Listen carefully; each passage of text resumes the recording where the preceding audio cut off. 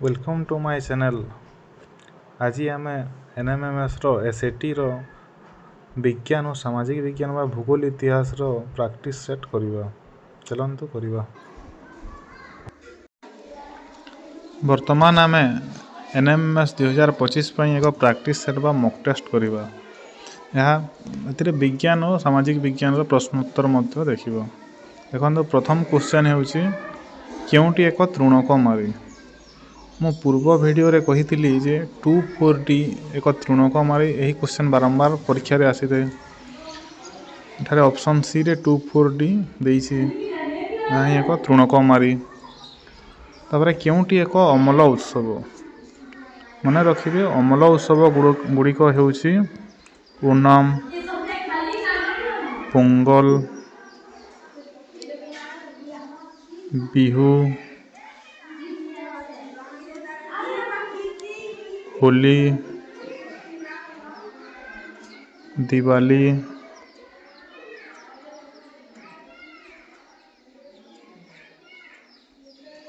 नुआखाई,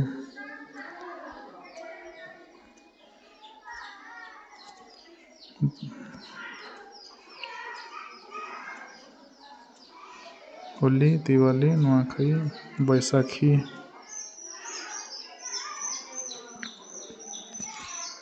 एगुड़िक होउछि अमल उत्सव। यही मध्यरु एठारे दिवाली ऑप्शन डी देइछि ऑप्शन डी रे। तेणु ऑप्शन डी ठीक हेबो। यहाँ पर तृतीय प्रश्न को देखिबा आमे। डेंगू ज्वरर बाहक किए? किए कहार बाहक एथिरे मध्य प्रश्न आसे। एनोफिलिस मशा बा माई एनोफिलिस मशा हेउछि मलेरिया रोगर बाहक।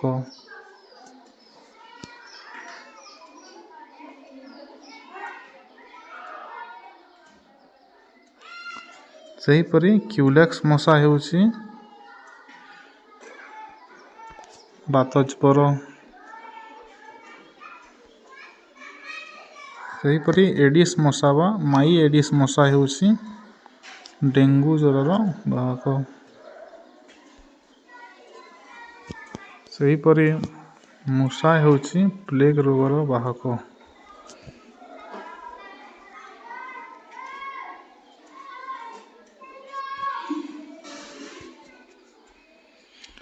एठारे प्रश्न रे देइछि डेंगू ज्वरर बाहक किए?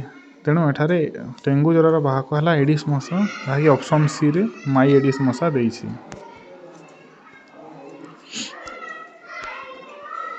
तापरे आंथ्राक्स रोगर बीजाणुर आविष्कारक किए?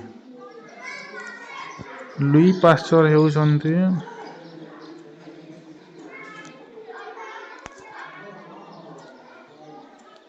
पाश्चरीकरण बा पाश्चराइजेशन रो आविष्कारक।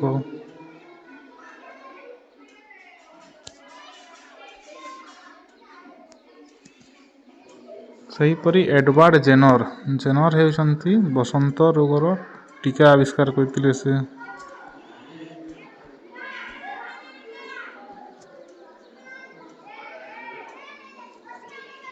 सेहीपरि Alexander Fleming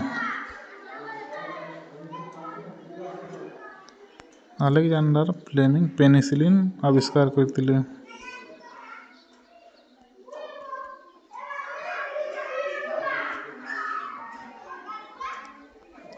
Alexander Fleming penicillin आविष्कार करथिले। वो रॉबर्ट कॉक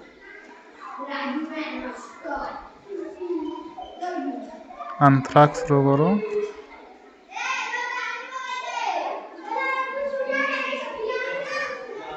आविष्कार करथिले। तेणु एठारे ऑप्शन डी हेउछि ठीक उत्तर।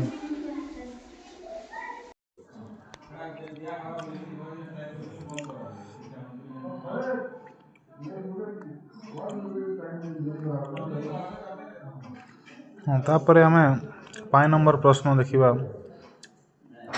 केउटी जलिले केश पड़ा गंध हुए? नायलॉन जलिले केश पड़ा गंध होता है। ऑप्शन सी रे तार उत्तर अच्छी। केउटी एक थर्मोप्लास्टिक? थर्मोप्लास्टिक और थर्मोसेटिंग प्लास्टिक दुईटी अच्छी।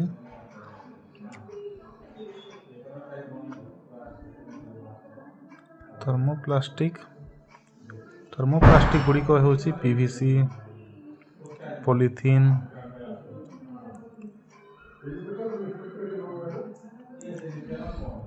थर्मोकोल, पॉलीप्रोपिन आदि। और थर्मोसेटिंग प्लास्टिक होची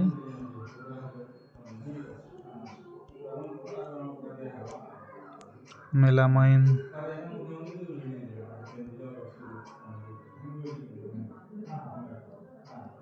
बेकेलाइट,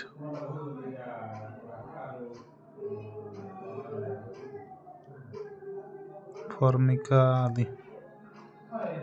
मन रखिए थर्मोप्लास्टिक गुड़िक पुनः चक्रण योग्य, मात्र थर्मोसेटिंग प्लास्टिक गुड़िक पुनः चक्रण योग्य नुहे।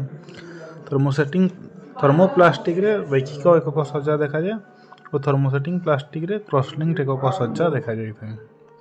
यह तार मुख्य पार्थक्य। तेणु यार उत्तर है थर्मोकोल, ऑप्शन ए रे अच्छी। तापर 7 नंबर, निम्नस्थ क्यों पदार्थटी लाल लिटमस कागजर रंग नील करे। लाल को नील करवा क्षारर कार्य, सेहीपरि नील को लाल करवा अम्लर कार्य। आमको जाना क्यों गुड़िक अम्ल क्यों गुड़िक क्षार। चीनी पानी अम्ल नुहे कि क्षार नुहे। कागजी रस अम्ल अटे। सोडा पानी लवण अटे।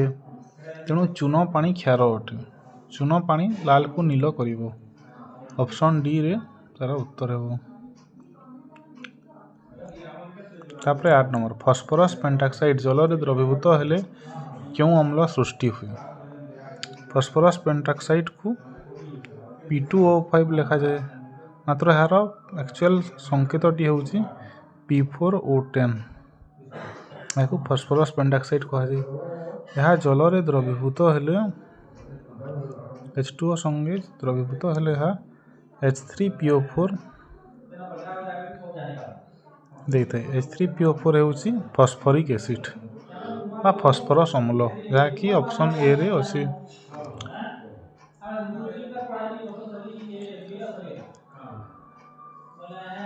पेट्रोलियम गैस रे क्यों उत्पादनटी अधिक परिमाण रे थाए। मन रखिए पेट्रोलियम गैस बा एलपीजी रे ब्यूटेन और प्रोपेन मुख्य गैस थाए। सेहीपरि नेचुरल गैस बा सीएनजी रे मिथेन और इथेन गैस मुख्य भाव रे थाए।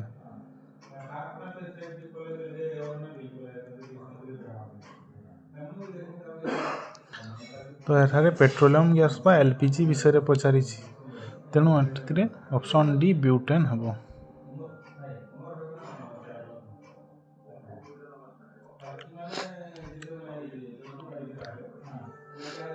कोइलार अंतर्धूम पातनर क्योंटी उत्पाद नुहे। 10 नंबर, कोइलार अंतर्धूम पातनरू 4टी जिनिस बाहरी थाए। प्रथम है कोक, द्वितीयटी है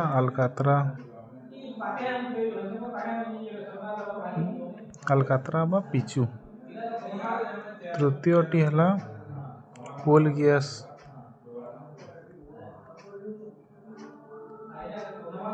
और चतुर्थटी है एमोनिया गैस। यही 4टी जिनिस कोइलार अंतर्धूम पातन बाहरी थे और बिटुमेन पेट्रोलियम रो अंतर्धूम पातन बाहरी थे। तेणु ऑप्शन सी ठीक उत्तर।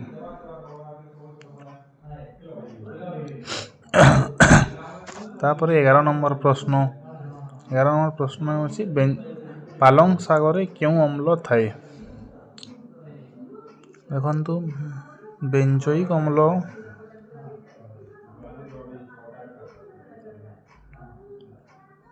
बेंजोइक एसिड हेउछि एक प्रिजर्वेटिव बा परिरक्षक भाव व्यवहार करा जाए। यह मुख्यतः बेरी फल मानकर थाए। याकू आचार भिनेगार आदि को परिरक्षण करने व्यवहार करा जाए थे। लैक्टिक अम्ल सही परी क्षीर रे थाए।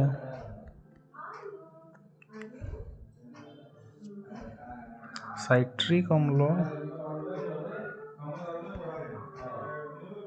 लेंबू कमला आदि थाए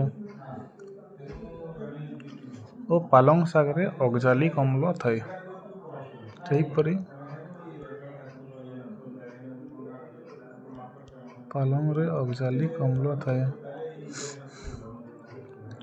सेहीपरि पिंपुड़ी आदि दंशन रे फर्मिक अम्ल थाए। तेंतुली रे टार्टारिक अम्ल थाए। गुड़िक मन रखिए। तेणु एठारे हम ऑक्जालिक अम्ल ऑप्शन डी। क्योंठिरु पशम मिले नहीं। चमरी गाई छेली ओट आदि पशम तैयारी होता है। मात्र लोमस कुकुरर पशम को व्यवहार करा जाए नहीं, कारण यह इलास्टिक नुहे और लोमस कुकुरर को बेसी मात्रा चाष तार पालन मध्य करा जाए नहीं। तेणु यार पशम मिले नहीं। ऑप्शन डी यार सठिक उत्तर। तापरे प्रश्न नंबर 13 पोषक गुड़िकर आहरण और खाद्य प्रस्तुति विनियोग को सामग्रिक भाव उद्भिदर कौन कहुए। देखंतु खाद्य ग्रहण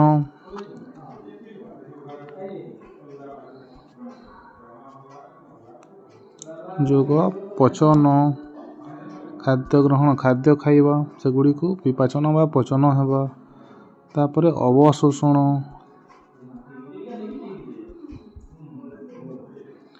आत्मीकरण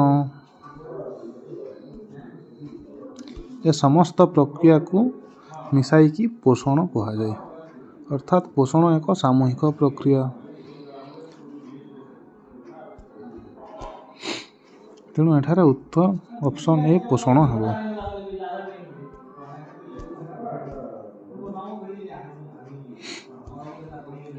तापरे 14 नंबर ताप संचरण क्यों उपाय जो वायुमंडल रे वायु प्रवाहित हुए। मन रखिए ताप संचरण 3टी माध्यम अच्छी परिवहन परिचलन और विकिरण। परिवहन माध्यम रे कठिन पदार्थ रे ताप संचरण होता है। जेपरी लुहार गोटे पार्श्व गरम कले अन्य पार्श्वटी गरम होता है। सेहीपरि कौन सी पात्र रे पानी नहीं ताहाकू गरम कले तलरे थिबा अणुगुड़िक गरम हो ऊपर को जाती और ऊपर अणुगुड़िक तल को आसी जाती।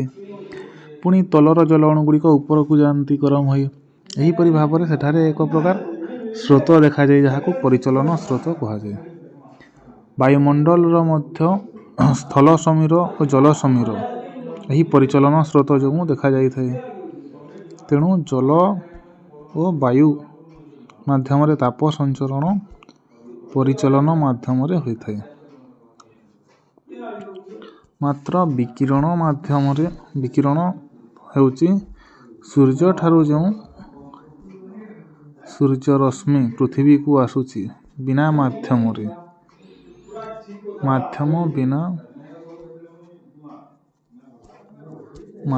बिना यदि ताप संचरण हो पारे ताको विकिरण कहुए। जहाँकि सूर्य ठारू पृथ्वी को ताप शक्ति आसी थाए। ତେଣୁ ଏଠାରେ ବାୟୁମଣ୍ଡଳ ବାୟୁ ପ୍ରବାହ ବିଷୟରେ କୁହାଯାଇଛି, ଯାହାକି ପରିଚାଳନା ମାଧ୍ୟମରେ ହୋଇଥାଏ। ଅପସନ୍ ବି ଠିକ୍ ଉତ୍ତର। ପାଣିପାଗରେ ଛତା ସଂକେତ କାହାକୁ ବୁଝାଏ? ଛତା ସଂକେତ ଆମେ ଜାଣୁ ଯେ ଏହା ବର୍ଷାକୁ ସୂଚାଏ, ଜୋର ବର୍ଷା ପାଗ ବା ଅପସନ୍ ସି କୁ ବୁଝାଏ। 16 ନମ୍ବର, ମୃତ୍ତିକା କ୍ଷୟର ସର୍ବପ୍ରଧାନ କାରକ କିଏ? ଦେଖନ୍ତୁ, ମୃତ୍ତିକା କ୍ଷୟ ବାୟୁ ମଧ୍ୟ କରିଥାଏ, ସୂର୍ଯ୍ୟାଲୋକ ମାଧ୍ୟମରେ କିଛି ପରିମାଣରେ ହୋଇଥାଏ, ଝଡ଼ ତୋଫାନ ମାଧ୍ୟମରେ ହୋଇଥାଏ, କିନ୍ତୁ ସବୁଠାରୁ ବେଶୀ ଜଳ ମାଧ୍ୟମରେ ହୋଇଥାଏ। ପାଣି ଦ୍ୱାରା ତାହା ଦ୍ରବୀଭୂତ ହୋଇ ଜଳ ଗୁଡ଼ିକ ଭାସି ଜଳ ମୃତ୍ତିକା କ୍ଷୟ ହୋଇଥାଏ। ତେଣୁ ଅପସନ୍ ଏ ଜଳ ଏହାର ସଠିକ୍ ଉତ୍ତର। କେଉଁ ଅମ୍ଳ ବହୁ ପରିମାଣରେ କୋଷରେ ଜମା ହେଲେ ମାଂସପେଶୀରେ ଯନ୍ତ୍ରଣା ହୁଏ? ଆମ ଶରୀରରେ ବାୟୁ ଉପଜୀବୀ ଶ୍ୱସନ ଓ ବାୟୁ ଅପଜୀବୀ ଶ୍ୱସନ ହୋଇଥାଏ। ବାୟୁ ଅପଜୀବୀ ଶ୍ୱସନ ହେଲେ ବା ଅମ୍ଳଜାନ ଅନୁପସ୍ଥିତିରେ ଶ୍ୱସନ ହେଲେ ବିନା ବା ଅତ୍ୟଧିକ ଦୌଡ଼ିଲେ କାମ କରିଲେ ଆମ ଶରୀରରେ ଲାକ୍ଟିକ୍ ଅମ୍ଳ ପ୍ରସ୍ତୁତ ହୋଇଥାଏ, ଯାହା ଦ୍ୱାରା ମାଂସପେଶୀରେ ଯନ୍ତ୍ରଣା ହୁଏ। ତେଣୁ ଏହାର ଉତ୍ତର ହେବ ଅପସନ୍ ସି ଲାକ୍ଟିକ୍ ଅମ୍ଳ। ତାପରେ ଫିମ୍ପି ଜାତୀୟ ଉଦ୍ଭିଦରେ କେଉଁ ଜନନ ଦେଖାଯାଇଥାଏ? ଦେଖନ୍ତୁ, ଫିମ୍ପି ଜାତୀୟ ବା କବକରେ ଅଲିଙ୍ଗି ଜନନ ଦେଖାଯାଇଥାଏ, ଯେପରି ବିଭାଜନ, ଦ୍ୱିବିଭାଜନ, ବହୁ ବିଭାଜନ।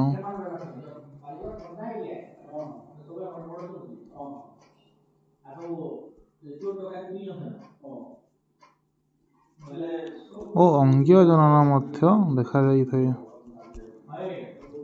ଯେପରି କରକୋଦ୍ଗମ।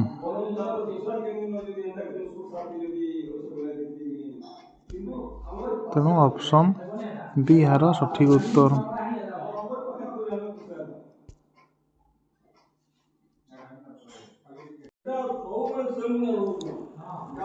ଆମ ରାଜଧାନୀର ଭୁବନେଶ୍ୱର କେଉଁଠାରେ ବାଲୁକା ଘଡ଼ି ଅଛି? ବାଲୁକା ଘଡ଼ି ଅଛି ଆଞ୍ଚଳିକ ବିଜ୍ଞାନ କେନ୍ଦ୍ର, ଅପସନ୍ ବି। କେଉଁଟି ବିଦ୍ୟୁତ୍ ଶକ୍ତିର ଉତ୍ସ ନୁହେଁ? ଦେଖନ୍ତୁ, ଶୁଷ୍କ ସେଲ୍ ବା ଆମେ ଯେଉଁ ବ୍ୟାଟେରୀ ବ୍ୟବହାର କରାଯାଉ ଟର୍ଚ୍ଚ ଲାଇଟ୍ର, ସେହିପରି ସୋଲାର ସେଲ୍ ଓ କାର୍ର ବ୍ୟାଟେରୀ ମଧ୍ୟ, ଏ ସମସ୍ତରେ ବିଦ୍ୟୁତ୍ ଶକ୍ତି ବାହାରିଥାଏ, ମାତ୍ର ଟୋଷ୍ଟରରେ ବିଦ୍ୟୁତ୍ ଶକ୍ତି ବାହାରିନଥାଏ। ତେଣୁ ଅପସନ୍ ବି ଏହାର ସଠିକ୍ ଉତ୍ତର। ତାପରେ 21 ନମ୍ବର ପାଇଁ କେଉଁଟି ସ୍ୱତଃ ଦହନର ଉଦାହରଣ? ଦହନ ହେଉଛି 4 ପ୍ରକାର, ଏହା ମନେ ରଖିବେ। ଗୋଟିଏ ହେଲା ସ୍ୱତଃ ଦହନ, ଗୋଟିଏ ହେଲା ମୃଦୁ ଦହନ,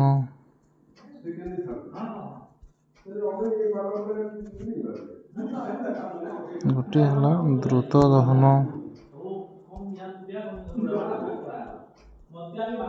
ଓ ଅନ୍ୟଟି ହେଲା ବିସ୍ଫୋରଣ।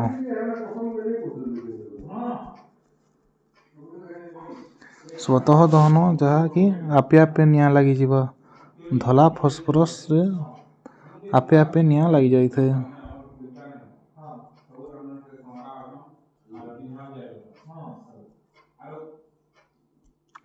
ଧଳା ଫସ୍ଫରସ୍ ଆପେ ଆପେ ଜଳିଯାଇଥାଏ, ଏହା ସ୍ୱତଃ ଦହନରେ ଆସେ।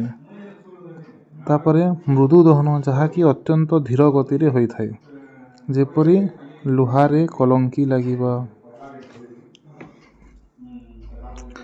ବା କାନଫୁଲ ଧୀରେ ଧୀରେ କଳା ହୋଇଯିବା ଆଦି ମୃଦୁ ଦହନ। ତାପରେ ଦ୍ରୁତ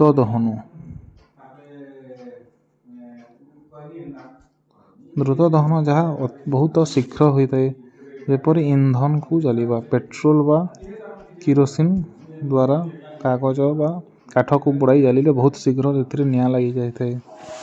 ସେହିପରି ବିସ୍ଫୋରଣ, ଫୋଟକା ଯେଉଁ ଆମେ ଫୁଟାଉ, ସେଥିରେ ଦହନ ସହିତ ବହୁତ ଶବ୍ଦ ମଧ୍ୟ ସୃଷ୍ଟି ହୋଇଥାଏ, ଏହାକୁ ବିସ୍ଫୋରଣ କୁହାଯାଏ। ତେଣୁ ସ୍ୱତଃ ଦହନର ଉଦାହରଣ ହେଉଛି ଧଳା ଫସ୍ଫରସ୍ ଜଳିବା ବା ଅପସନ୍ ସି। ତାପରେ ତଳ ନମ୍ବରରେ ବି ସେହିପରି ପ୍ରଶ୍ନ ରହିଛି କେଉଁଟି ମୃଦୁ ଦହନର ଉଦାହରଣ। ମୃଦୁ ଦହନ ମୁଁ କହିଥିଲି ଲୁହାରେ କଲଙ୍କି ଲାଗିବା,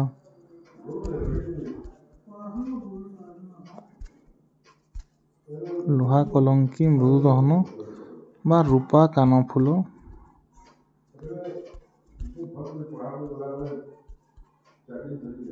କଲା ପଡ଼ିଯିବ।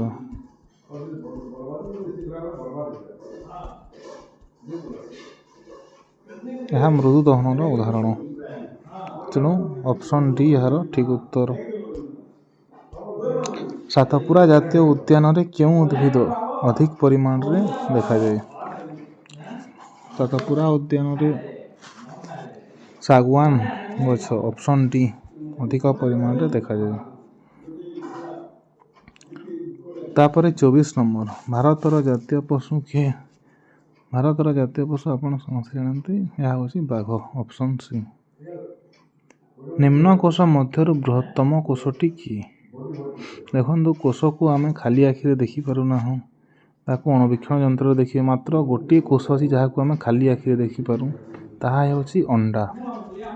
ଅଣ୍ଡା ଗୋଟିଏ ସମ୍ପୂର୍ଣ୍ଣ କୋଷ ଅଟେ ଯାହାକୁ ଆମେ ଖାଲି ଆଖିରେ ଦେଖିପାରୁ। ତେଣୁ ଯାହାର ଅଣ୍ଡା ସବୁଠାରୁ ବଡ଼ ଅଣ୍ଡା, ସେହି ଅଣ୍ଡା ସବୁଠାରୁ ବଡ଼ କୋଷ ହେବ ବା ବୃହତ୍ତମ କୋଷ ହେବ। ତେଣୁ ଓଟ ପକ୍ଷୀର ଅଣ୍ଡା ଯେହେତୁ ସବୁଠାରୁ ବଡ଼ ଅଣ୍ଡା, ତେଣୁ ଓଟ ପକ୍ଷୀର ଅଣ୍ଡା ହେଉଛି ସବୁଠାରୁ ବଡ଼ କୋଷ। ଓ ସବୁଠାରୁ କ୍ଷୁଦ୍ରତମ କୋଷ ହେଉଛି ମାଇକୋପ୍ଲାଜମା ବା ପିପିଏଲୋ କହନ୍ତି।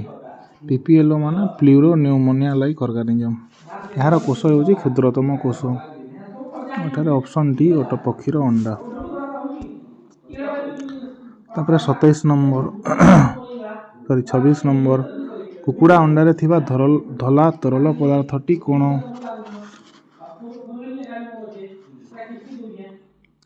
ହଁ, କୁକୁଡ଼ା ଜୀବକୋଷ, କୋଷ ଭିତ୍ତି, ପିତକ, ଆଲବୁମିନ୍।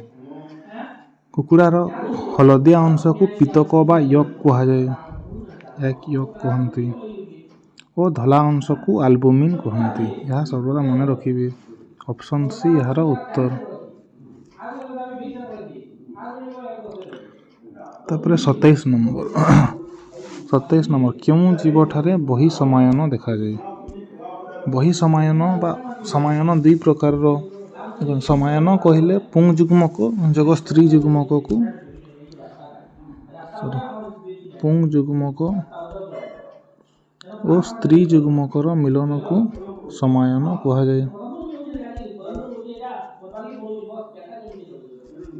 ଏହାକୁ ସମାୟନ କୁହାଯାଏ। ସମାୟନ ଦୁଇ ପ୍ରକାର, ଗୋଟିଏ ଅନ୍ତଃ ସମାୟନ ଓ ଗୋଟିଏ ବହି ସମାୟନ। କେତେକ ଜୀବମାନଙ୍କର ଶରୀର ବାହାରରେ ସମାୟନ ହୋଇଥାଏ ଓ କେତେକ ଜୀବମାନଙ୍କର ଶରୀର ଭିତରେ ସମାୟନ ହୋଇଥାଏ ବା ପୁଂ ଯୁଗ୍ମକ ଓ ସ୍ତ୍ରୀ ଯୁଗ୍ମକ ମିଳନ ହୋଇଥାଏ।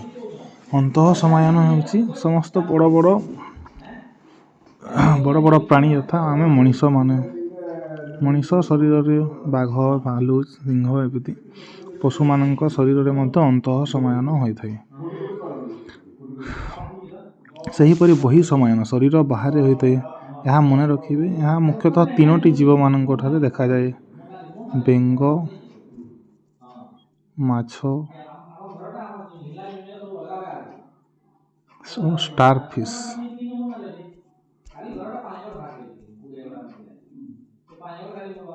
ଷ୍ଟାରଫିସ୍ ଶରୀରରେ ତାଙ୍କ ମାଛ ଶରୀରରୁ ପୁଂ ଯୁଗ୍ମକ ବାହାରେ ଓ ତାହା ପାଣି ଭିତରେ ଭାସି ଯାଇ ସ୍ତ୍ରୀ ଯୁଗ୍ମକ ବା ଓଭମ୍ ବାହାରେ ଆସେ ଓ ବାହାରେ ସେହି ପୁଂ ଯୁଗ୍ମକ ଓ ସ୍ତ୍ରୀ ଯୁଗ୍ମକର ମିଳନ ହିଁ ଅଣ୍ଡା ତିଆରି ହୁଏ। ବେଙ୍ଗରେ ମଧ୍ୟ ସେହିପରି ହୋଇଥାଏ। ତେଣୁ କେଉଁ ଜୀବଠାରେ ବହି ସମାୟନ ଦେଖାଯାଏ କୁହାଯାଇଛି? ଏହାର ଉତ୍ତର ହେବ ମାଛ। କୁକୁଡ଼ା, ପ୍ଲାଟିପସ୍, ମଣିଷ ଶରୀରରେ ଅନ୍ତଃ ସମାୟନ ହୋଇଥାଏ। ସେହିପରି 28 ନମ୍ବରରେ ଦେଇଛି କେଉଁ ଜୀବଠାରେ ଅନ୍ତଃ ସମାୟନ ଦେଖାଯାଏ? ଅନ୍ତଃ ସମାୟନ କୁକୁଡ଼ା ଶରୀରରେ ହୋଇଥାଏ।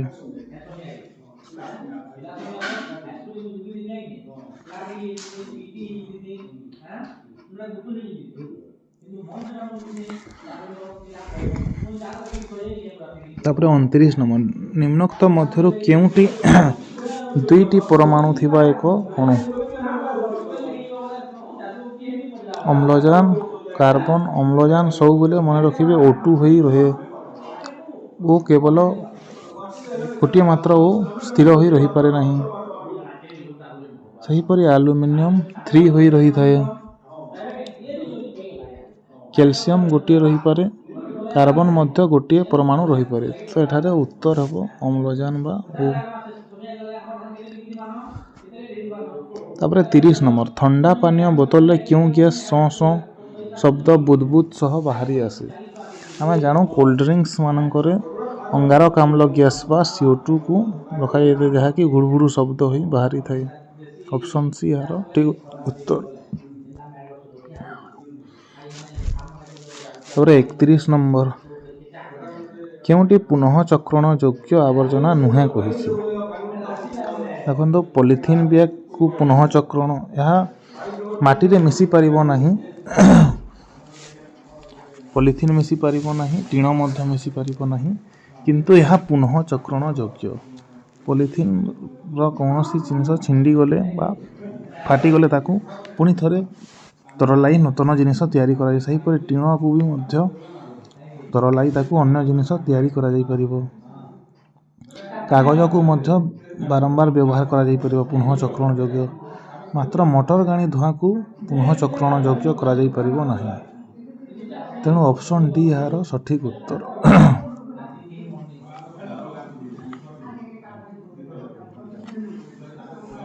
तापर 32 नंबर आम शरीर में जैविक घड़ी को चलाउथिबा हार्मोन रो नाम जैविक घड़ी को इंग्राजी रे बायोलॉजिकल क्लॉक कहा जाए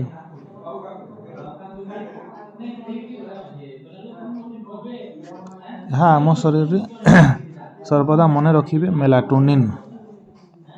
मेलाटोनिन हार्मोन आम शरीर बायोलॉजिकल घड़ी को बायोलॉजिकल क्लॉक को जैविक घड़ी को संतुलन करिथाय सही परि आम शरीर में प्यूबर्टी मध्य आनी थाए प्यूबर्टी बा जौवन आनी थाए आम शरीर में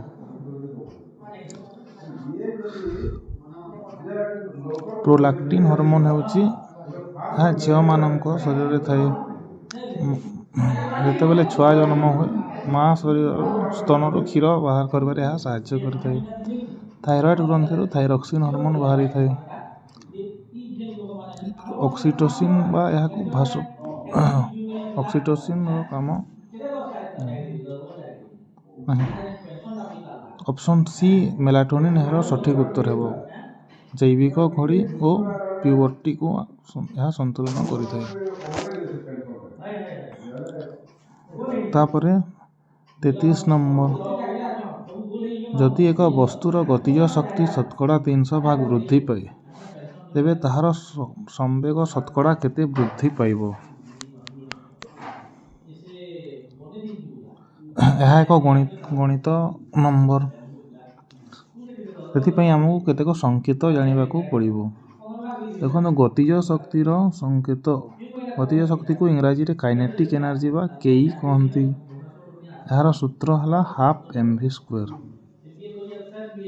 m माने होची मास v माने होची velocity half into mass into velocity रो स्क्वायर सही परि संवेग बा इंग्राजी रे ताको मोमेंटम कहा जाए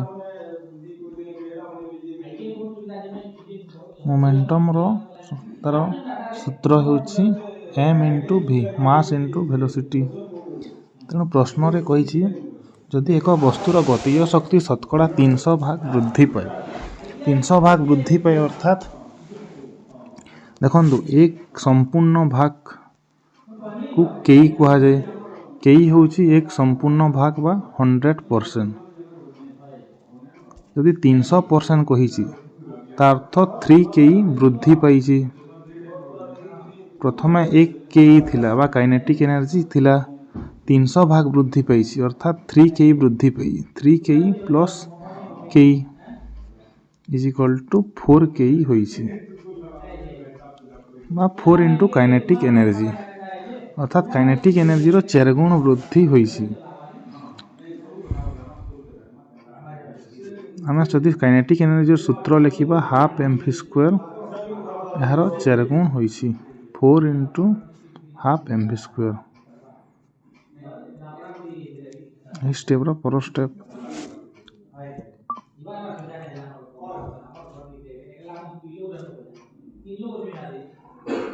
टू 2 दूणे 4 is equal to 2 mv square. तो आम मोमेंटम सूत्र जानूचे m इंटू v यहाँ को जदि आम लिखिने 2 mv इंटू v mv माने होची momentum v into v square यहाँ होची मोमेंटम यहाँ p लिखा जाए तेणु 2p इंटू v को जदि आम एठारे स्थिर रखिबा ताहले 2 mv रो 2 गुण होईची mv माने होची मोमेंटम तेणु मोमेंटम 2 गुण वृद्धि होची। यदि काइनेटिक एनर्जी गतिज शक्ति को शतकड़ा 300 भाग वृद्धि करा जाए तेबे संवेग 2 गुण हो जाउची 2 गुण अर्थात 200%।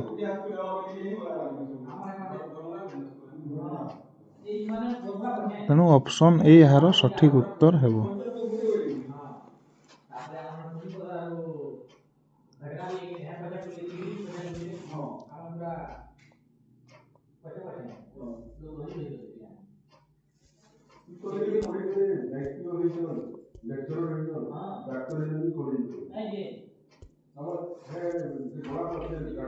तापरे आमे 34 नंबर देखिबा निम्नलिखित मौलिकर इलेक्ट्रॉन आसक्ति सर्वाधिक कहार इलेक्ट्रॉन आसक्ति सर्वाधिक कहिछि बा अर्थात किए सर्वाधिक इलेक्ट्रोनेगेटिव।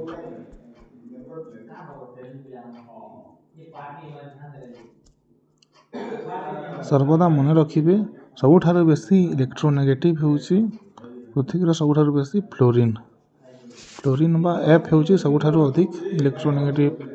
यहाँ को जो पात्र नहीं जाए सही पात्र सहित यह रिएक्शन करिवो से काच सहित मध्य रिएक्शन करिपारे। सेहीपरि यदि अधातु मानक मध्यरु पड़िला अधातु मानक मध्यरु ऑक्सीजन फ्लोरीन परे ऑक्सीजन सबुठारु बेसी इलेक्ट्रोनेगेटिव मात्र सबुठारु अधिक होउछि फ्लोरीन फ्लोरीन मध्य अधातु सबुठारु अधिक इलेक्ट्रोनेगेटिव धातु यदि पचारिला ताहले मन रखिबे पोटासियम पोटासियम होउछि सबुठारु अधिक इलेक्ट्रोनेगेटिव तापरे सोडियम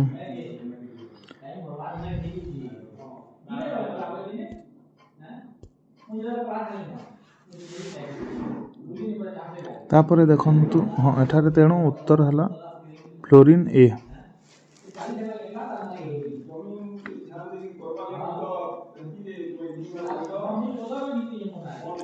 तापरे देखंतु 35 नंबर हेउची 16 ग्राम मिथेन संपूर्ण प्रज्वलित होई केते परिमाणर जल सृष्टि करे यह भी गणितर नंबर यदि पई हमकु संकेत प्रतीक एगुडी को मन रखिबा को पड़िबो। मिथेन रो संकेत हेउची CH4 एठारे कहिसी 16 ग्राम मिथेन संपूर्ण प्रज्वलित हेबो अर्थात ऑक्सीजन सहित से रिएक्शन करिवो ताहले कोन तयारी हेबो H2O जल तयारी हेबो H2O प्लस C गोटी अछि H एठारे दुईटी अछि कि एठारे चारटी अछि तेणु एटा को चेयर नहीं गले 2H2O CH4 हो जेबो रिएक्शन।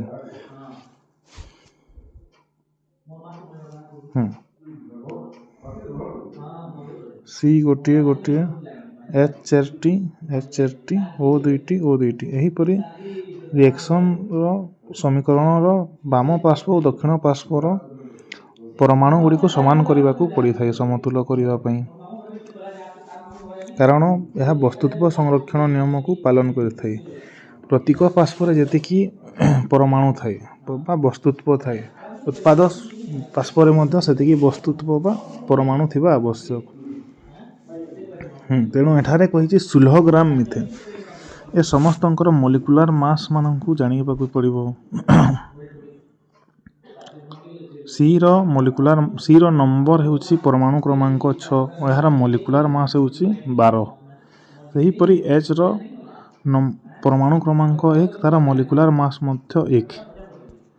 ତେଣୁ CH4ରେ 12 ଯୋଗ 4 × 1 ବା 12 ଯୋଗ 4 ସମାନ 16। ଏହାକୁ ଏଟମିକ୍ ମାସ୍ ୟୁନିଟ୍ ବା AMU ଏକକରେ ମପା ଯାଇଥାଏ। ତେଣୁ CH4ର ତାର ମୋଲିକୁଲାର ମାସ୍ ହେଉଛି 16। ଏଠାରେ 16 ଗ୍ରାମ ମିଥେନ୍ ଦେଇଛି, ଅର୍ଥାତ୍ ତାର ମୋଲିକୁଲାର ମାସ୍ ଯେତିକି ପରିମାଣର ବସ୍ତୁତ୍ୱ ଦେଇଛି, ତେଣୁ ଏହାକୁ 1 ମୋଲ୍ ବୋଲି କୁହାଯିବ। ଯେତିକି ପରିମାଣର ମୋଲିକୁଲାର ମାସ୍ ଥାଏ ତାହାକୁ ସେତିକି ପରିମାଣର ମୋଲ୍ କୁହାଯାଏ। ଅର୍ଥାତ୍ 1 ମୋଲ୍ ଯଦି ଆମେ CH4 ବା ମିଥେନ୍ ନେବା, ସେଥିରେ 16 ଗ୍ରାମ ମିଥେନ୍ ଥିବ। 16 ଗ୍ରାମର ମିଥେନ୍ ଥିବ। ମାତ୍ର ଏଠାରେ ଦେଖନ୍ତୁ ରିଏକ୍ସନରେ 1 ଗ୍ରାମ ମିଥେନ୍ରୁ ତିଆରି ହେଇଛି 1 ମୋଲ୍ ମିଥେନ୍ରୁ ତିଆରି ହେଇଛି 2 ମୋଲ୍ର ଜଳ ଅଣୁ। ଜଳ ଅଣୁର 2 ଗୁଣ ହେଇଛି, ଏଠାରେ 2 ହୋଇଛି ସମତୁଲ କଲାବେଳେ। ତେଣୁ ଜଳ ଅଣୁର ଯଦି ଆମେ ମୋଲିକୁଲାର ମାସ୍ ବାହାର କରିବା, ଜଳର ହେଉଛି 1, 2ଟି ଜଳ ଅଣୁ ଅଛି, ତେଣୁ 2 ଯୋଗ ଅକ୍ସିଜେନର ନମ୍ବର 8 ତାର ମୋଲିକୁଲାର ମାସ୍ ହେଉଛି 16। ତେଣୁ 2 × 2 ଯୋଗ 16 ସମାନ 18 ହେଉଛି ଜଳର ମୋଲିକୁଲାର ମାସ୍। କିନ୍ତୁ ଏଠାରେ 2 ମୋଲ୍ ଜଳ ଦେଇଛି, ତେଣୁ 2 ଗୁଣ 18 ସମାନ 36। ଅର୍ଥାତ୍ 16 ଗ୍ରାମ ମିଥେନ୍ରୁ ସମ୍ପୂର୍ଣ୍ଣ ଭାବରେ ଜଳିତ ହେଲେ 36 ଗ୍ରାମର ଜଳ ସୃଷ୍ଟି ହେବ, ଯାହାକି ଅପସନ୍ ଡିରେ ଦେଇଛି।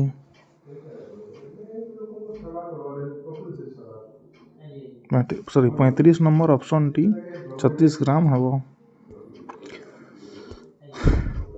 ତାପରେ 36 ନମ୍ବର ନିମ୍ନଲିଖିତ କେଉଁଟି ତମ୍ବାର ଧାତୁପିଣ୍ଡ ଅଟେ? ଧାତୁପିଣ୍ଡ ଗୁଡ଼ିକ ମଧ୍ୟ ମନେ ରଖିବେ, ଯେପରି ବକ୍ସାଇଟ୍ ଓର୍ ବା ଖଣିଜ ପିଣ୍ଡରୁ ଆଲୁମିନିୟମ ବାହାରିଥାଏ ବା ଆଲୁମିନିୟମର ଓର୍ ହେଉଛି ବକ୍ସାଇଟ୍। ସେହିପରି ସିଡେରାଇଟ୍ ହେଉଛି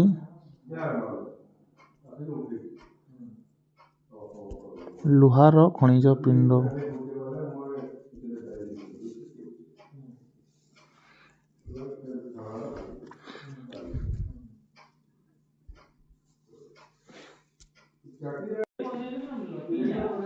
ଦେଖନ୍ତୁ ବକ୍ସାଇଟ୍ ହେଉଛି ଆଲୁମିନିୟମର ଧାତୁପିଣ୍ଡ, ସିଡେରାଇଟ୍ ହେଉଛି ଲୁହାର, ସେହିପରି କାଲାମାଇନ୍ ହେଉଛି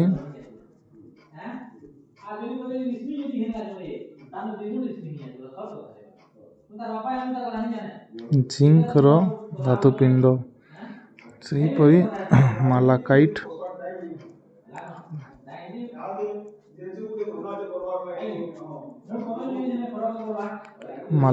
ହେଉଛି ତମ୍ବାର, ସେହିପରି ସିନାବାର ହେଉଛି ପାରଦର ଧାତୁପିଣ୍ଡ। ଏଗୁଡ଼ିକ ମୁଖ୍ୟ ଧାତୁପିଣ୍ଡ, ଏହାକୁ ମନେ ରଖିବେ।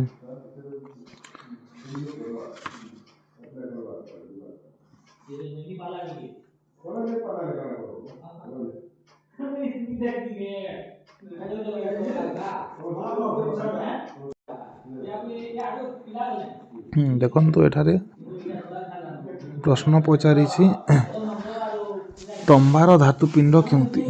ଆମେ ଲେଖିଲା ତମ୍ବାର ଧାତୁପିଣ୍ଡ ହେଉଛି ମାଲାକାଇଟ୍। ଅପସନ୍ ଏ ଏହାର ସଠିକ୍ ଉତ୍ତର। କାଲାମାଇନ୍ ହେଉଛି ଜିଙ୍କର ଧାତୁପିଣ୍ଡ।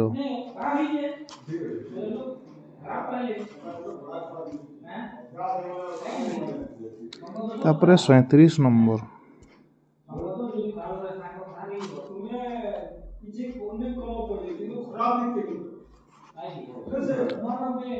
କେଉଁ ମୌସୁମୀ ବାୟୁ ପ୍ରବାହରେ ଖରାଦିନେ ରାଜସ୍ଥାନରେ ବର୍ଷା ହୁଏ?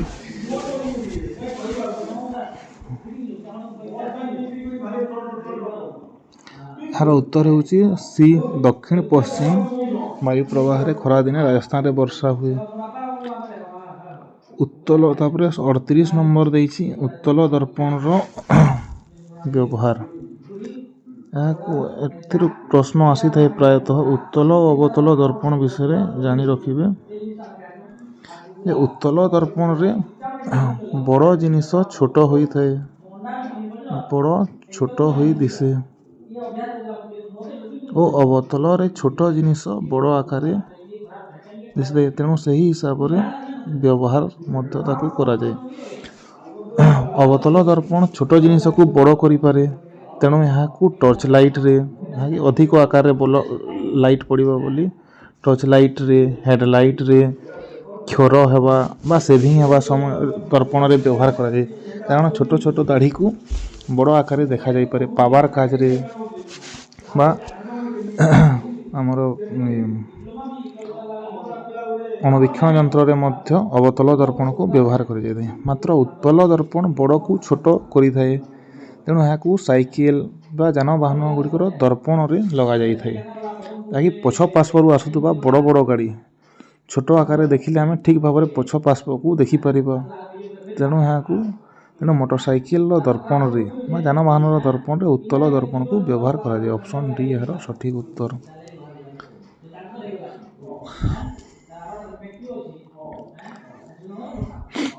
ତାପରେ 39 ନମ୍ବର ଦେଖନ୍ତୁ। 39 ନମ୍ବର କହିଛି ପୃଥିବୀକୁ କେଉଁ ଗ୍ରହ ଆଖ୍ୟା ଦିଆଯାଇଛି? ଜଳ ଗ୍ରହ, ଲୋହିତ ଗ୍ରହ, ନୀଳ ଗ୍ରହ, ଶୀତଳ ଗ୍ରହ। ଏହା ପ୍ରଶ୍ନରେ ଟିକିଏ ମିଷ୍ଟେକ୍ ଅଛି, କାରଣ ପୃଥିବୀକୁ ଉଭୟ ଜଳ ଗ୍ରହ ଓ ନୀଳ ଗ୍ରହ କୁହାଯାଏ। ପୃଥିବୀରେ 70% ଜଳ ଅଛି, ଯାହାକି ଅନ୍ୟ କୌଣସି ଗ୍ରହରେ ନାହିଁ। ତେଣୁ ଆମ ସୌରଜଗତରେ ଅନ୍ୟ କୌଣସି ଗ୍ରହରେ ନାହିଁ। ଅନ୍ୟ ସୌରଜଗତରେ ଅଛି, ମାତ୍ର ଆମ ସୌରଜଗତର ପୃଥିବୀରେ 70% ଜଳ ଥିବାରୁ ଏହାକୁ ଜଳୀୟ ଗ୍ରହ ବା ଜଳ ଗ୍ରହ ମଧ୍ୟ କୁହାଯାଏ। ମାତ୍ର ଏହି ଜଳର ରଙ୍ଗ ଯେହେତୁ ଅଧିକାଂଶ ଜଳ ସମୁଦ୍ର 97% ସମୁଦ୍ର ଜଳ ଅଟେ, ଯାହାର ରଙ୍ଗ ନୀଳ, ତେଣୁ ପୃଥିବୀକୁ ନୀଳ ଗ୍ରହ ମଧ୍ୟ କୁହାଯାଇଥାଏ। କିନ୍ତୁ ଏଠାରେ ଉଭୟ ଅପସନ୍ ଦେଇଦେଇଛି ଜଳ ଗ୍ରହ ଓ ନୀଳ ଗ୍ରହ। ଟିକେ ମିଷ୍ଟେକ୍ ଅଛି, ନହେଲେ ଜଳ ଗ୍ରହ ହେବ।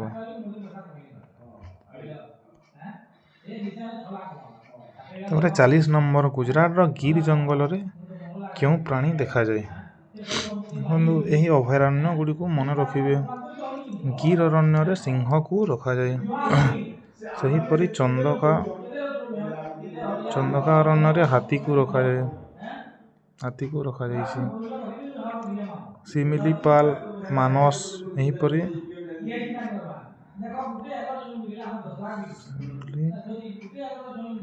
ଶିମିଳିପାଲ, ମାନସ ଏଗୁଡ଼ିକ ସବୁ ବ୍ୟାଘ୍ର ପ୍ରକଳ୍ପ।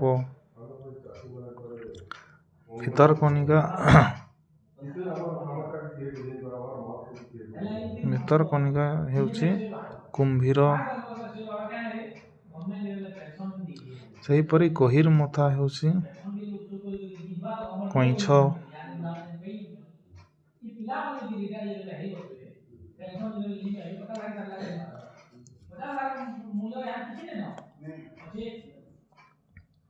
ଗୁଡ଼ିକୁ ମନେ ରଖିବେ। ତାପରେ ତେଣୁ ଏହି ପ୍ରଶ୍ନର ଉତ୍ତର ହେବ ଅପସନ୍ ବିର ସିଂହ। ତାପରେ 41 ନମ୍ବର ନିମ୍ନୋକ୍ତ କେଉଁଟି ନବୀକରଣ ଯୋଗ୍ୟ ସମ୍ବଳ? ଯେଉଁ ସମ୍ବଳ ବ୍ୟବହାର କଲା ପରେ ତାକୁ ପୁନର୍ବାର ବ୍ୟବହାର ଉପଯୋଗୀ ବା ଅତି ଶୀଘ୍ର ତାକୁ ଭରଣା କରାଯାଇପାରେ, ତାକୁ ନବୀକରଣ ଯୋଗ୍ୟ ସମ୍ବଳ କୁହାଯାଏ। ନବୀକରଣ ଯୋଗ୍ୟ ସମ୍ବଳ ଗୁଡ଼ିକ ହେଉଛି ସୌରଶକ୍ତି, ପବନ ଶକ୍ତି, ଭୂତାପଜ ଶକ୍ତି ଆଦି। ସେହିପରି ଅଯୋଗ୍ୟ ଶକ୍ତି ଗୁଡ଼ିକ ହେଉଛି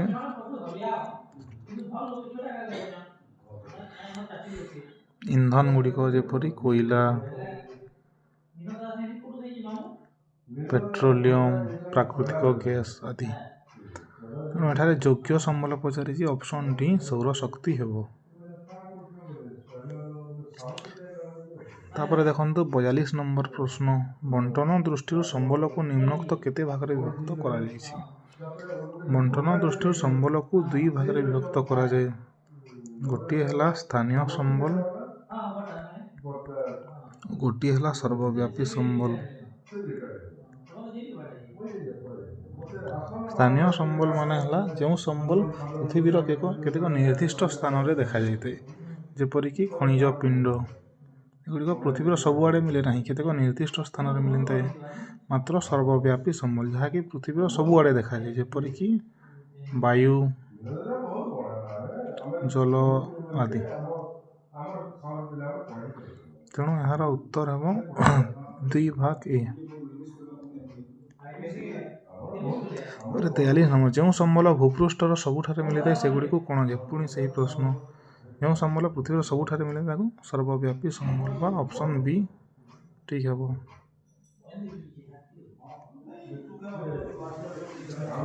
ତାପରେ 44 ନମ୍ବର ଦେଖନ୍ତୁ। ଅଷ୍ଟ୍ରେଲିଆର କେତେ ଭାଗ ଭୂମି ଚାରଣ ଭାବରେ ବ୍ୟବହୃତ ହୋଇଛି? ଏହାକୁ ମନେ ରଖିବେ ଅପସନ୍ ଡି 56 ଭାଗ। ଯଦି ଭାରତର ପଚାରିଥାନ୍ତା ତାହେଲେ 4 ଭାଗ ଭୂମି, ଇଣ୍ଡିଆର 4 ଭାଗ ଭୂମିକୁ ଗୋଚାରଣ ଭୂମି ଭାବେ ବ୍ୟବହାର କରାଯାଏ। ଯଦି ଓଡ଼ିଶାର ପଚାରିଥାନ୍ତା ମନେ ରଖିବେ 5 ଭାଗ ଭୂମି ଚାରଣ ଓ ଗୋଚାର ଭାଗରେ ବ୍ୟବହୃତ ହୋଇଥାଏ।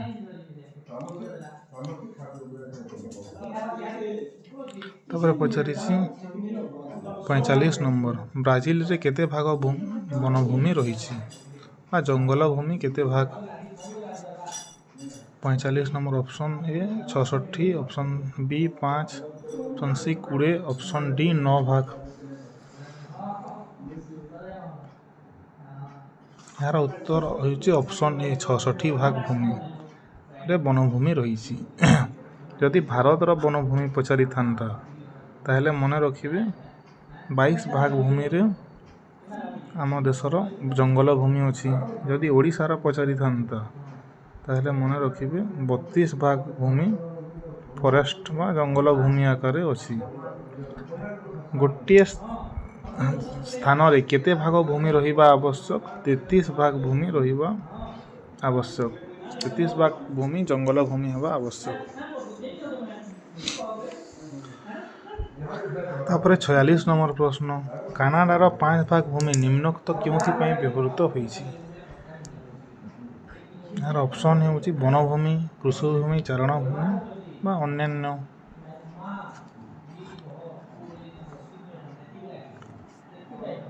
କୃଷିଭୂମି ଭାଗରେ 5 ଭାଗ ଭୂମିକୁ ବ୍ୟବହାର କରାଯାଏ କାନାଡାରେ। ଅପସନ୍ ବି ଏହାର ସଠିକ୍ ଉତ୍ତର। ତାପରେ 47 ନମ୍ବର। ନିମ୍ନୋକ୍ତ କେଉଁ ଦେଶ ଧାନ ଉତ୍ପାଦନରେ ପୃଥିବୀରେ ପ୍ରଥମ ଅଟେ? 47 ନମ୍ବର। ଧାନ ଉତ୍ପାଦନରେ ପୃଥିବୀରେ ପ୍ରଥମ ହେଉଛି ଚୀନ। ଚୀନ ହେଉଛି ପୃଥିବୀରେ ପ୍ରଥମ ଓ ଭାରତ ହେଉଛି ଦ୍ୱିତୀୟ। ତେଣୁ 47 ନମ୍ବର ଉତ୍ତର ଅପସନ୍ ବି ହେବ। ତାପରେ 48 ନମ୍ବର। ଧାନ ଚାଷ ପାଇଁ ନିମ୍ନୋକ୍ତ କେତେ ପରିମାଣର ତାପମାତ୍ରା ଆବଶ୍ୟକ? ଧାନ ଚାଷ ପାଇଁ ମନେ ରଖିବେ 37 ଡିଗ୍ରୀରୁ 30 ଡିଗ୍ରୀ ସେଲସିୟସ୍ ତାପମାତ୍ରା ଆବଶ୍ୟକ। ଅପସନ୍ ବି ସଠିକ୍ ଉତ୍ତର। ତାପରେ ଦେଇଛି ମକା ଉତ୍ପାଦନରେ ପୃଥିବୀରେ କେଉଁ ଦେଶ ପ୍ରଥମ ସ୍ଥାନରେ ରହିଛି? ମକା ଉତ୍ପାଦନରେ ଯୁକ୍ତରାଷ୍ଟ୍ର ଆମେରିକା ପୃଥିବୀରେ ପ୍ରଥମ ଅଟେ। ତାପରେ 50 ନମ୍ବର। ନିମ୍ନୋକ୍ତ କିଏ ବିଜାପୁର ରାଜାଙ୍କ ଠାରୁ ପଣ୍ଡିଚେରୀକୁ ହାସଲ କରିଥିଲେ? ଏହା ଇତିହାସର ପ୍ରଶ୍ନ। ଏହାର ଉତ୍ତର ହେଉଛି ଫ୍ରାଙ୍କୋଏ ମାର୍ଟିନ। ତାପରେ 51 ନମ୍ବର। ପୃଥିବୀର ଉପର ସ୍ତରକୁ କ'ଣ କୁହାଯାଏ?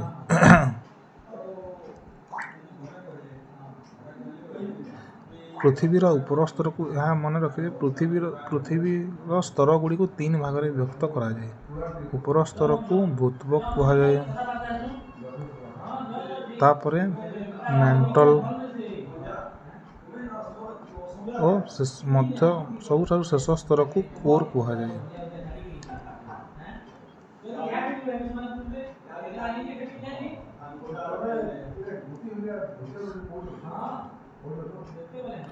ଭୂତ୍ବକଟି ହେଉଛି ଏହା ମନେ ରଖିବେ, ଭୂତ୍ବକ ହେଉଛି ମହାଦେଶ ଅଞ୍ଚଳରେ 25 କିଲୋମିଟର ବା 50 କିଲୋମିଟର ଗଭୀରତା ପର୍ଯ୍ୟନ୍ତ 25ରୁ 50 କିଲୋମିଟର ଗଭୀରତା ପର୍ଯ୍ୟନ୍ତ ଓ ମହାସାଗର ଅଞ୍ଚଳରେ 5 କିଲୋମିଟର ପର୍ଯ୍ୟନ୍ତ। ଏପରି ମେଣ୍ଟେଲ କାହାକୁ ନେଇ ତିଆରି ହୋଇଛି? ଏହା 2900 କିଲୋମିଟର ପର୍ଯ୍ୟନ୍ତ ବ୍ୟାପ୍ତ ଓ ଏହା 3100 କିଲୋମିଟର ପର୍ଯ୍ୟନ୍ତ ବ୍ୟାପ୍ତ। ସବୁଠାରୁ ଅଧିକ କୋର୍ ଥାଏ। ମେଣ୍ଟେଲ ତିଆରି ହୋଇଛି, ଏହାକୁ ସୀମା ଓ ସିଆଲ ମଧ୍ୟ କୁହାଯାଏ। ସୀମା ଓ ସିଆଲ ମାନେ ହେଲା ସିଲିକା ଯୋଗ ମ୍ୟାଗ୍ନେସିୟମ୍, ତେଣୁ ଏହାକୁ ସୀମା କୁହାଯାଏ, SiO Na। ସେହିପରି ସିଲିକା ଓ ଆଲୁମିନିୟମକୁ ନେଇ ତିଆରି ହୋଇଥିବାରୁ ସିଆଲ ମଧ୍ୟ କୁହାଯାଏ ଏହି ସ୍ତରକୁ। କିନ୍ତୁ କୋର୍ରେ ସବୁଠାରୁ ବେଶୀ ନିକେଲ ଓ ଆଇରନ୍ ଥାଏ, ତେଣୁ ଏହାକୁ ନିଫେ ସ୍ତର ମଧ୍ୟ କୁହାଯାଇଥାଏ। 51 ନମ୍ବର ପୃଥିବୀର ଉପର ସ୍ତରକୁ ଭୂତ୍ବକ କୁହାଯାଏ। ତାପରେ 52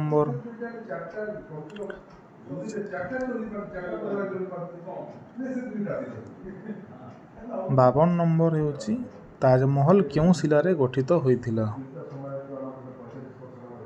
ଦେଖନ୍ତୁ, ତାଜମହଲ ହେଉଛି ଧଳା ମାର୍ବଲରେ ଗଠିତ। ମନେ ରଖିବେ, ଶିଳା ଗୁଡ଼ିକୁ 3 ଭାଗରେ ବିଭକ୍ତ କରାଯାଇଛି। ପ୍ରଥମେ ହେଲା ଆଗ୍ନେୟ ଶିଳା, ଯାହାକି ପୃଥିବୀର ଭୂ ଅଭ୍ୟନ୍ତର ଲାଭା ଜରିଆରେ ବାହାରିଥିବା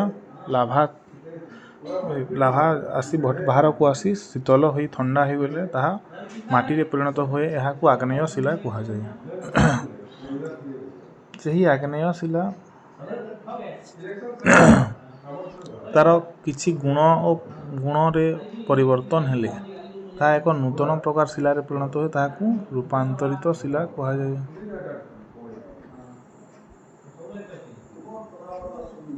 ଓ ଆଗ୍ନେୟ ଶିଳା ଯେଉଁ କ୍ଷୟ ହୋଇଛି ପବନ ବା ପାଣି ଜରିଆରେ ଓ ଅନ୍ୟ ସ୍ଥାନରେ ଯାଇ ଜମା ହୋଇଛି, ତାକୁ ଅବକ୍ଷିପ୍ତ ଶିଳା କୁହାଯାଏ।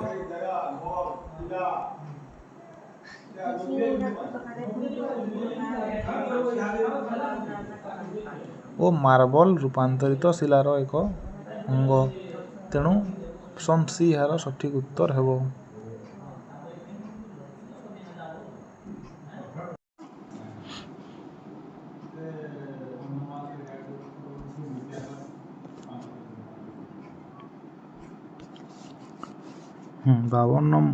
ବାବନ ନମ୍ବର ପ୍ରଶ୍ନ ଦେଖିବା। ଏବେ କହୁଥିଲି ଶିଳା ଗୁଡ଼ିକୁ 3 ଭାଗରେ ବିଭକ୍ତ କରାଯାଇଛି। ଗୋଟିଏ ହେଲା ଆଗ୍ନେୟ ଶିଳା, ଗୋଟିଏ ହେଲା ଅବକ୍ଷିପ୍ତ ଶିଳା। ଅବକ୍ଷିପ୍ତ ଶିଳାକୁ ସ୍ତରୀଭୂତ ଶିଳା ମଧ୍ୟ କୁହାଯାଏ।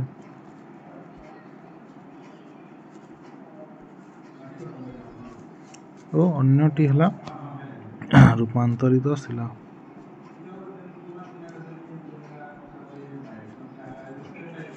ଆଗ୍ନେୟ ଶିଳା ଗୁଡ଼ିକ ଲାଭାରୁ ତିଆରି ହୋଇଥାଏ ଓ ଏହା କ୍ଷୟ ହୋଇଯାଇ ଯେଉଁ ସ୍ଥାନରେ ଜମା ହୁଏ ସ୍ତର ହୋଇ, ତାକୁ ସ୍ତରୀଭୂତ ବା ଅବକ୍ଷିପ୍ତ ଶିଳା କୁହାଯାଏ। ଓ ପ୍ରାଥମିକ ଶିଳା ବା ଆଗ୍ନେୟ ଶିଳାର ଗୁଣଧର୍ମ ପରିବର୍ତ୍ତନ ହୋଇ ଯେଉଁ ନୂତନ ଶିଳା ତିଆରି ହୁଏ, ତାକୁ ରୂପାନ୍ତରିତ ଶିଳା କୁହାଯାଏ। ଆଗ୍ନେୟ ଶିଳା ଗୁଡ଼ିକ ହେଉଛି ଗ୍ରାନାଇଟ୍। ଏହାର ଏକ୍ଜାମ୍ପଲ୍ ଗୁଡ଼ିକ ମନେ ରଖିବେ। ସେହିପରି ଅବକ୍ଷିପ୍ତ ଶିଳା ବା ସ୍ତରୀଭୂତ ଶିଳା ହେଉଛି ବାଲି ପଥର,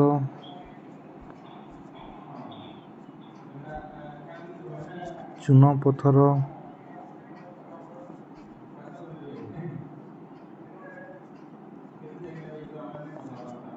କୋଇଲା, ଯେଉଁ ପଥର କୋଇଲା ବାହାରିଥାଏ। ଆଦି ହେଉଛି ଅବକ୍ଷିପ୍ତ ଶିଲା ବା ସ୍ତରୀଭୂତ ଶିଳାର ଏକ୍ଜାମ୍ପଲ୍।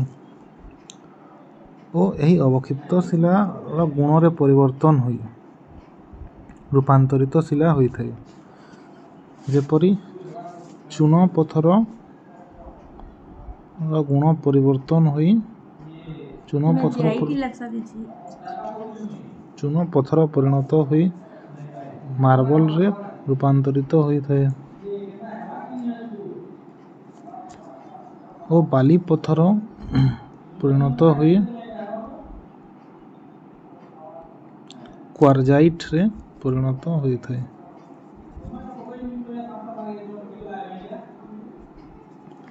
ତେଣୁ ରୂପାନ୍ତରିତ ଶିଳା ଗୁଡ଼ିକ ହେଲା ମାର୍ବଲ ଓ କ୍ୱାର୍ଜାଇଟ୍। ଏଠାରେ ପ୍ରଶ୍ନ ଅଛି, ତାଜମହଲ କେଉଁ ଶିଳାରେ ଗଠିତ? ତାଜମହଲ ଧଳା ମାର୍ବଲରେ ଗଠିତ, ଯାହାକି ରୂପାନ୍ତରିତ ଶିଳା ଅପସନ୍ ସିରେ ଅଛି।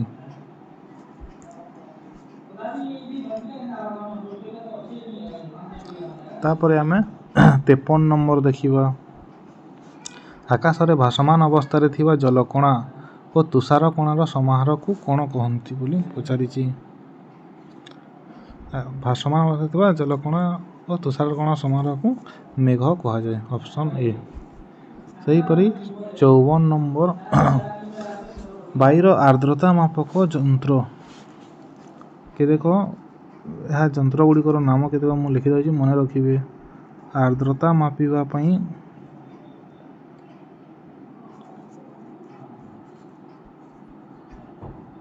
ହାଇଗ୍ରୋମିଟର ବ୍ୟବହାର କରାଯାଏ।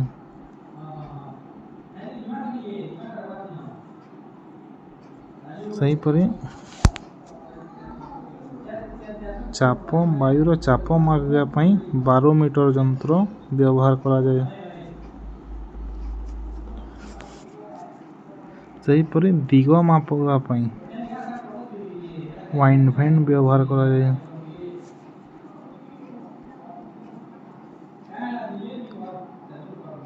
ଓ ବାୟୁର ବେଗ ମାପିବା ପାଇଁ ଆନିମୋମିଟର ଯନ୍ତ୍ର ବ୍ୟବହାର କରାଯାଏ। ଏହି ଯନ୍ତ୍ର ଗୁଡ଼ିକୁ ମନେ ରଖିବେ ସର୍ବଦା। ଏଠାରେ ପ୍ରଶ୍ନରେ ଅଛି ବାୟୁର ଆର୍ଦ୍ରତା ମାପକ ଯନ୍ତ୍ର, ତେଣୁ ଏଠାରେ ଆଉ କେତେକ ଯେପରି ବର୍ଷା ମାପିବା ପାଇଁ ରେନଗଜ୍ ବ୍ୟବହାର କରାଯାଏ ଓ ତାପମାତ୍ରା ବାୟୁର ତାପମାତ୍ରା ମାପିବା ପାଇଁ ଥର୍ମୋମିଟର ବ୍ୟବହାର କରାଯାଏ।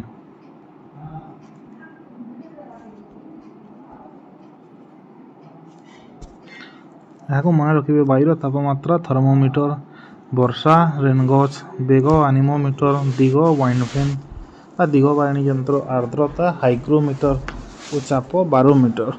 ଏଠାରେ ପ୍ରଶ୍ନରେ ରହିଛି ବାୟୁର ଆର୍ଦ୍ରତା ମାପକ ଯନ୍ତ୍ର, ଅପସନ୍ ସି ହାଇଗ୍ରୋମିଟର। ତାପରେ 55 ନମ୍ବର ସମଗ୍ର ପୃଥିବୀ କ୍ଷେତ୍ରଫଳର ପ୍ରାୟ କେତେ ଭାଗ ସ୍ଥଳଭାଗ ରହିଛି? ସ୍ଥଳଭାଗ ରହିଛି 29% ଓ ଜଳଭାଗ ରହିଛି 71%। ଏହାକୁ ମନେ ରଖିବେ, ତେଣୁ ଅପସନ୍ ଏ ଏହାର ସଠିକ୍ ଉତ୍ତର।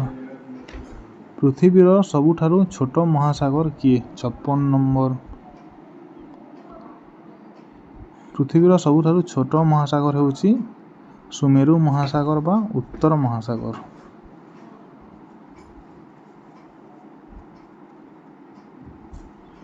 ଓ ସବୁଠାରୁ ବଡ଼ ମହାସାଗର ହେଉଛି ପ୍ରଶାନ୍ତ ମହାସାଗର।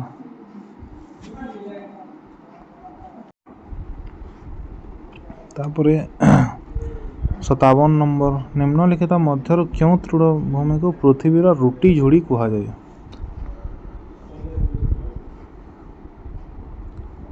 ଏହାକୁ ମନେ ରଖିବେ, ରୁଟି ଝୁଡ଼ି କୁହାଯାଏ ପମ୍ପାସକୁ, ଅପସନ୍ ବି।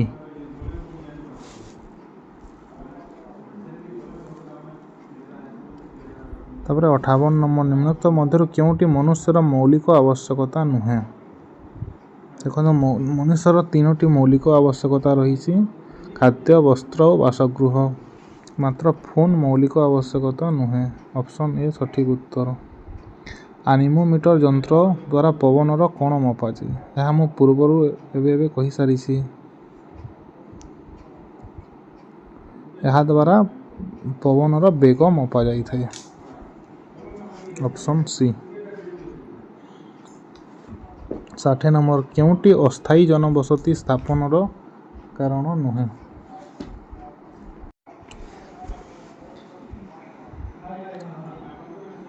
କେଉଁଟି ଅସ୍ଥାୟୀ ଜନବସତି ସ୍ଥାପନର କାରଣ ନୁହେଁ କହିଛି। ଦେଖନ୍ତୁ ଅସ୍ଥାୟୀ ଜନବସତି ପାଇଁ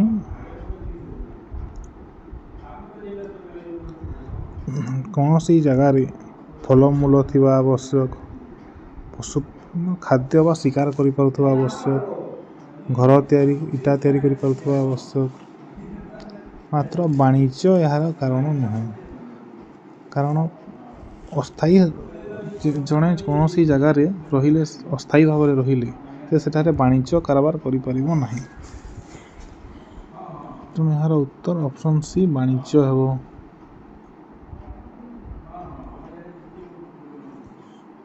ତାପରେ 61 ନମ୍ବର ନିମ୍ନଲିଖିତ ମଧ୍ୟରୁ କୟଲ କେଉଁ ରାଜ୍ୟର ପ୍ରଧାନ ବନ୍ଦର?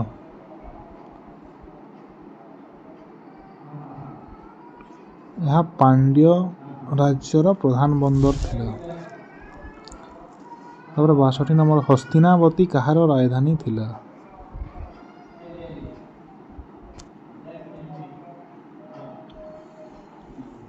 ହସ୍ତିନାବତୀ ବିଜୟନଗର ରାଜ୍ୟର ରାଜଧାନୀ ଥିଲା। ନିମ୍ନଲିଖିତ ମଧ୍ୟରୁ ବାହାମନୀ ରାଜ୍ୟର ରାଜଧାନୀର ନାମ କ'ଣ? ଏହି ରାଜଧାନୀ ଗୁଡ଼ିକୁ ମନେ ରଖିବେ। ବିଜୟନଗରର ହସ୍ତିନାବତୀ ଥିଲା। ସେହିପରି ବାହାମନୀ ରାଜ୍ୟର ରାଜଧାନୀ ହେଲା ଗୁଲବର୍ଗା। Option A. ଶାଲ୍ବ ନରସିଂହ କେଉଁ ରାଜ୍ୟର ରାଜା ଥିଲେ? 64 ନମ୍ବର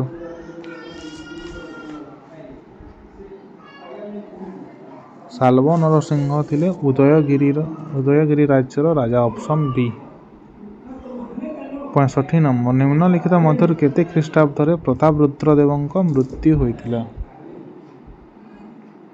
ପ୍ରତାପରୁଦ୍ରଦେବଙ୍କ ମୃତ୍ୟୁ ହୋଇଥିଲା ଅପସନ୍ ଡି 1538 ଖ୍ରୀଷ୍ଟାବ୍ଦରେ। 66 ନମ୍ବର କେଉଁଟି ଜାତିସଂଘ ନିରାପତ୍ତା ପରିଷଦର ସ୍ଥାୟୀ ସଦସ୍ୟ ନୁହେଁ? ସର୍ବଦା ମନେ ରଖିବେ ଜାତିସଂଘ ନିରାପତ୍ତା ପରିଷଦର 5ଟି ସ୍ଥାୟୀ ସଦସ୍ୟ ଅଛନ୍ତି। ହେଲା USA, ଫ୍ରାନ୍ସ,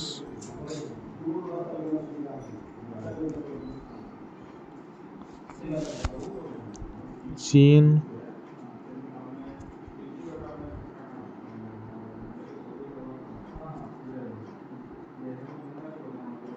ରୁଷିଆ ଓ ଜାପାନ।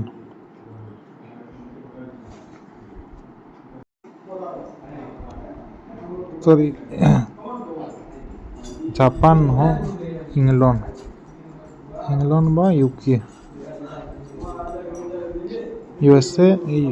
ୟୁଏନ୍ର 5ଟି ସ୍ଥାୟୀ ସଦସ୍ୟ ହେଉଛନ୍ତି USA, ଫ୍ରାନ୍ସ, ଚୀନ, ଇଂଲଣ୍ଡ ଓ ରୁଷିଆ। ତେଣୁ ଏଠାରେ କେଉଁଟି ନୁହେଁ କହିছে? ବ୍ରାଜିଲ ନୁହେଁ। Option B. 67 ନମ୍ବର ନିମ୍ନୋକ୍ତ କେଉଁଠାରେ ରାଜ୍ୟପାଳ ଶାସନ ଜାରି କରାଯାଇପାରିବ?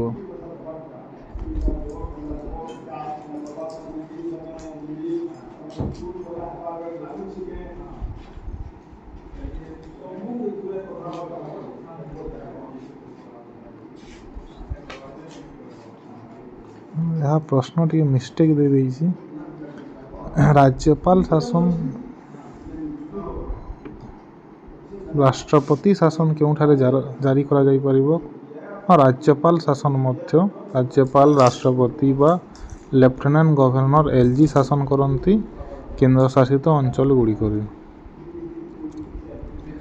କେନ୍ଦ୍ରଶାସିତ ଅଞ୍ଚଳରେ ଲେଫ୍ଟନାଣ୍ଟ ଗଭର୍ଣ୍ଣର ବା ରାଜ୍ୟପାଳ ବା ରାଷ୍ଟ୍ରପତି ଶାସନ କରିପାରନ୍ତି।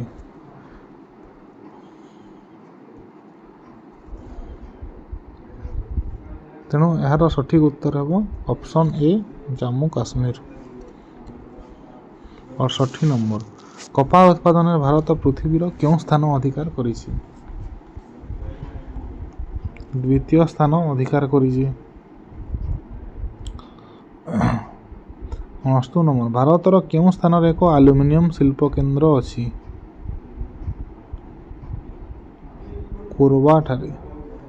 କୋରବାଠାରେ ଅପସନ୍ ସି ଏକ ଆଲୁମିନିୟମ ଶିଳ୍ପ କେନ୍ଦ୍ର ଅଛି। ତାପରେ 70 ନମ୍ବର ନିମ୍ନୋକ୍ତ ଶସ୍ୟ ଗୁଡ଼ିକ ମଧ୍ୟରୁ କେଉଁଟି ଏକ ରୋପଣ କୃଷିର ଶସ୍ୟ?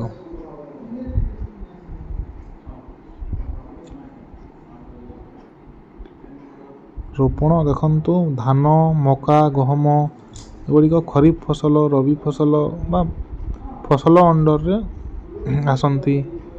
ରୋପଣ କୃଷିରେ ଏହା ଆସନ୍ତି ନାହିଁ। ରୋପଣ କୃଷିରେ ରବର ଆସି ହେବ। ଅପସନ୍ ସି ଏହାର ସଠିକ୍ ଉତ୍ତର। ଧନ୍ୟବାଦ। ଆଶା କରୁଛି ଆପଣଙ୍କୁ ଏହି ଭିଡ଼ିଓଟି ଅତ୍ୟନ୍ତ ଉପାଦେୟ ହୋଇଥିବ। ତେଣୁ ଯିବା ପୂର୍ବରୁ ମୋର ଚ୍ୟାନେଲକୁ ଲାଇକ୍, ସେୟାର ଓ ସବସ୍କ୍ରାଇବ୍ କରିଦେବେ। ଏହା ଫଳରେ ମୁଁ ଉତ୍ସାହିତ ହୋଇ ଆପଣଙ୍କ ପାଇଁ ଏପରି ଉପଯୋଗୀ ଭିଡ଼ିଓ ଗୁଡ଼ିକ ଆହୁରି ଆଣିବି। Subscribe to my channel.